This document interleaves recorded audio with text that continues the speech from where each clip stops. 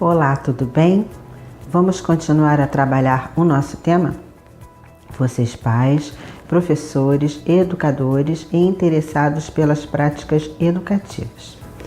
Ainda com foco na alimentação e seguindo o caminho da contextualização, onde nem sempre é somente na escola que esse ato se dá, mas também em qualquer circunstância e lugar.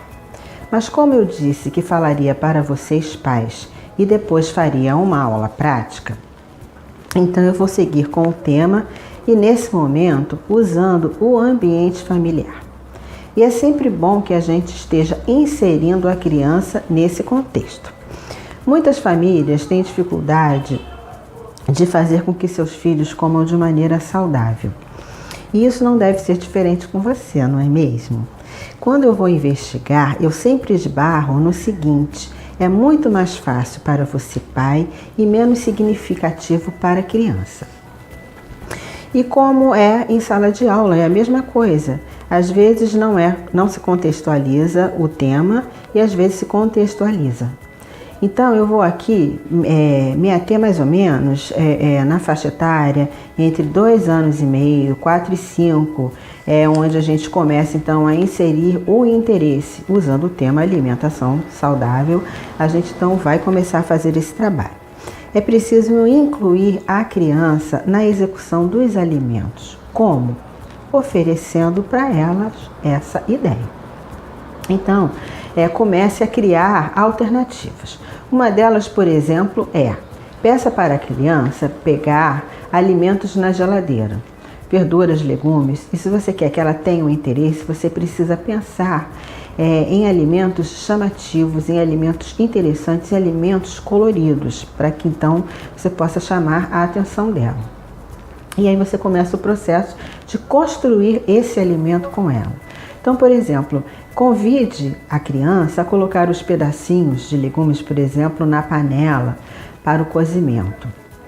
Aí você vai pensar assim: meu filho pequeno vai colocar os alimentos na panela quente? Claro que não, você primeiro coloca com o fogão desligado e depois então você liga. Mas é muito interessante porque a criança vai começar a ver as transformações.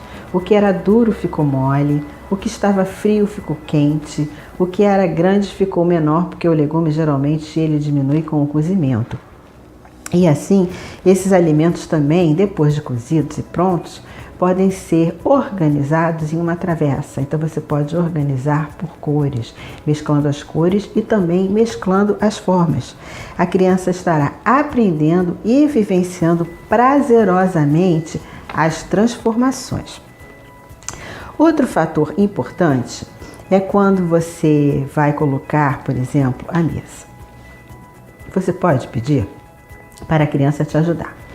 E aí então colocar o quê? Pratos, copos e talheres na mesa. Aí você pensa assim: mas o meu filho tão pequeno vai usar objetos cortantes, quebráveis? Então, se a sua preocupação, se o seu foco é a alimentação do seu filho, você não vai se preocupar de repente com a beleza da mesa. Então você pode, num primeiro momento, usar pratos plásticos, canequinhas, talheres plásticos, de maneira que você não coloque a criança em risco. E aí então, o que acontece? Você vai estar inserindo ela em todo esse contexto. Uma outra coisa também é quando vocês vão fazer as refeições. Geralmente, vocês colocam as crianças para fazer as refeições antes de vocês, pais. E aí, o que acontece? A criança faz a maior presepada. Por quê? Porque ela já tem uma aprendizagem inicial de que você primeiro ela come para depois vocês comerem. E aí, o que ela quer? Ela quer também participar desse momento. Então, o importante é colocar a criança para comer junto com vocês. Então vocês devem sentar à mesa. Se for muito pequenininha e houver necessidade de uma cadeirinha de refeição, por exemplo, pegue essa cadeira e também coloque de frente para a mesa. Deixe ela comer sozinha. Deixe também que ela sirva um pouco do alimento. Sabemos que essas ações causam um pouco de bagunça, mas é uma bagunça necessária. Porque só assim ela começa a despertar o interesse pelo alimento e perceber que ela pode fazer coisas sozinha. E isso é autonomia.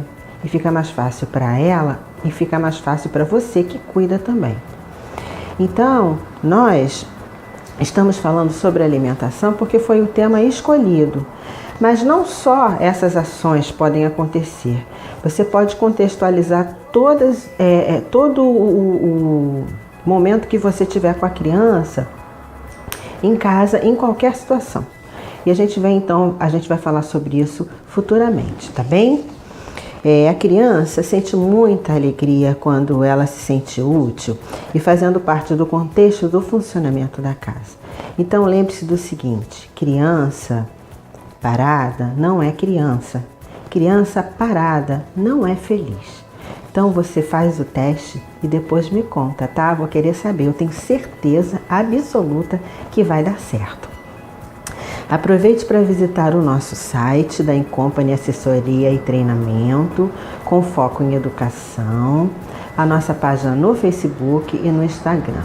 Eu encontro você na próxima.